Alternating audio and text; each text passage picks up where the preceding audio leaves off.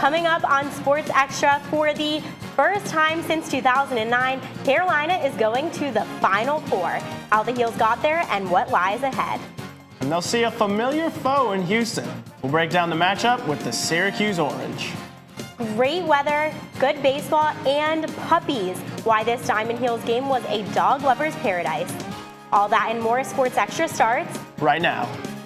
From the University of North Carolina School of Media and Journalism, covering the full range of Tar Heel athletics. This is Sports Extra. And then there were four. Welcome to Sports Extra. I'm Jordan Black. And I'm Rivers Upchurch. What a time to be a Tar Heel. Let's get to this amazing weekend. We'll start with Friday's game. Carolina's Sweet 16 was sweet indeed. The odd couple, Marcus Page and Bryce Johnson, stuffed the stat sheets yet again. You know, they've played together for so long. They're like brothers. Super brothers. Super Marcus must have eaten a fire flower to start things off because he was draining everything. Straight coins. There's one. And then the nice pass from Justin Jackson. That's two. Hand in his face, but it does not matter. That's three. He put the whole Mushroom Kingdom on his back. 4 threes in the first 5 minutes, 6 on the night. Give that man a mushroom. Let's go. Next up, Super Bryce. Get it out. Wow, he got up high on that one. That's about 11 feet, 6 inches. Not today, Yogi. And then he's going to get a power star from Theo Pinson. And you know what that means? He's invincible. Working through traffic right here. You can't handle me, Max Bielfeldt. Bingo. No foul. No fouls can touch him. He had 20 points and 10 rebounds on the night. Congrats, fellas. You're moving on to the next stage, the Elite Eight. Elite ACC, more like it. The third installment of UNC and Notre Dame this season, and facing a Catholic school on Easter Sunday, well, that's enough to make you nervous. Peter Cottontail would have been proud of the Carolina Bigs. They worked hard to find all those offensive rebounds hidden in the grass. Here, Joel James misses the hook shot, but Bryce Johnson grabs it, puts it in. Right there, he had 25 points on the night. Here, Justin Jackson misses the three, but Kennedy Meeks reaches back, tips it in, 10 points for him. Then we have Pinson shooting a free throw, but wait. What? We have to go back and see that again. Pinson misses, but Isaiah Hicks grabs it. Okay, that was pretty lucky. We'll take it. Carolina finished with 13 offensive rebounds, getting 23 points off the glass. Carolina is on to the Final Four after beating Notre Dame 88-74, the fourth double-digit win in the tourney. The Final Four, this is the big time, and for big-time basketball analysis, we bring in Brett Thompson. Brett, what do you got? Well, I'm just going to cut right to the chase and talk about what happened this weekend. So there were 3 teams that UNC fans really wanted to avoid in the Final Four: Oklahoma, Kansas, and Virginia. But only one of that trio remains. Oklahoma took down Oregon, the top seed in the West region, on Friday night. Buddy Hield was dominant, scoring 37 points, including 8 3-pointers. That's scary. Then the top overall seed, Kansas, was by Villanova in the South region, something UNC fans and probably Roy Williams are happy about. The Wildcats used a 10-0 run in the second half to stun the Jayhawks 64-59. And finally, Syracuse surprised just about everyone with a huge comeback win over Virginia in the Midwest region, trailing by 15 in the second half. The Orange used a 21-2 run to shock the Cavaliers. Syracuse becomes just the first 10th seed to make the Final Four ever. So the Heels will take on Syracuse in their third matchup with the Orange this season. The first game was at Syracuse way back in January, and Carolina broke open a tight game in the second half on the way to an 11-point win. Isaiah Hicks led the way with 21 points, and Bryce Johnson added a career-best 8 assists. The rematch came on Carolina's senior night, which UNC won by 5, and the Orange hung around tough throughout the game, but Bryce Johnson's double-double proved too much for Cuse.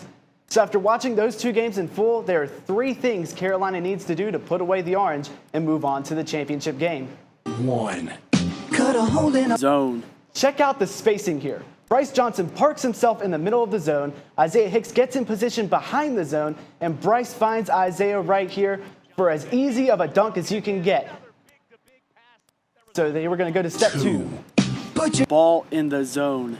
The 2-3 zone entices you to shoot the 3. And let's be fair, UNC has been inconsistent from there all year long.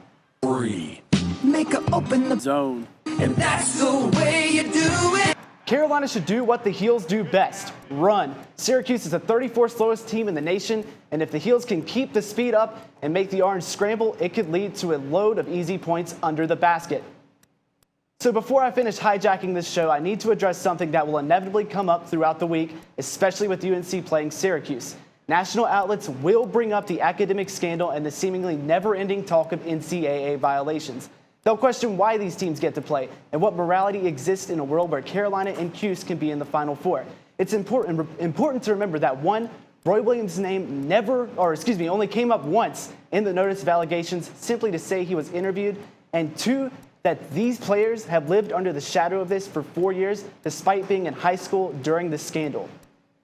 So Rivers, sorry about that. Didn't mean to kind of get intense there at the end. I know it was a little heavy, but I'll tell you what, I'm excited for this weekend. It's all good, man. Fight hot takes with hot takes. That's basketball analyst Brett Thompson. Thanks, Brett. After his dancing made him an overnight celebrity last week in Raleigh, our Paul Dancing Queen Beam kept a lower profile this time around in Philly. It's time for the sweet and elite edition of Heels on the Bus.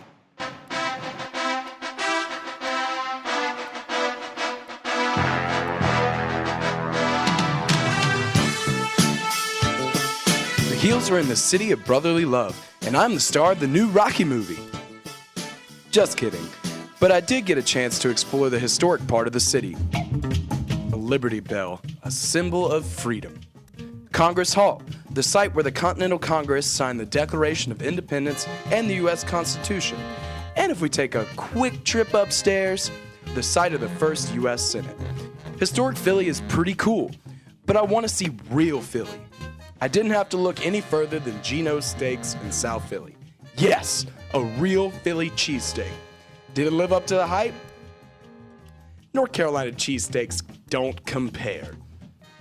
All right, enough messing around. Time to get to the arena and take care of business. The Sweet 16 and the Elite Eight were held at the Wells Fargo Center, which is home to the Philadelphia 76ers. The Sixers have won 3 NBA championships and have retired the numbers of 9 players. Much like those players, the Tar Heels were filling up the baskets this weekend. Up ahead, Benton up top. Oh, throw it down! Isaiah Hicks running the floor. And the Carolina Tar Heels are moving on to the Final Four in Houston. That's right, baby. We're headed to the Final Four. See y'all in Houston. In Philadelphia, I'm Paul Beam, reporting.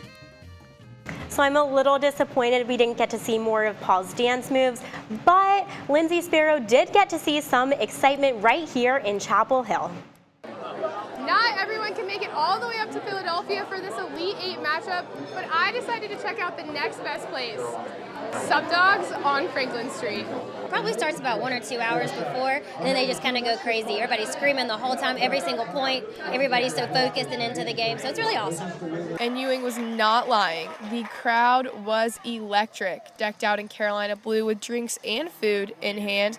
I talked to several UNC students who said Sub Dogs is the perfect environment for some March Madness. It's just so much fun to feel the energy of everybody celebrating as we score and as we go on through the tournament. I just love the vibe of being on Franklin and being surrounded by those who are also rooting on the team. The Heels are heading to the Final Four in Houston this weekend, and though Texas might sound like a great place to cheer on Roy's boys, Franklin Street isn't too bad either. In Chapel Hill, I'm Lindsay Sparrow reporting. And campus is already buzzing with excitement, so there could be a lot of activity on Franklin Street this Saturday night, but we won't jinx anything yet.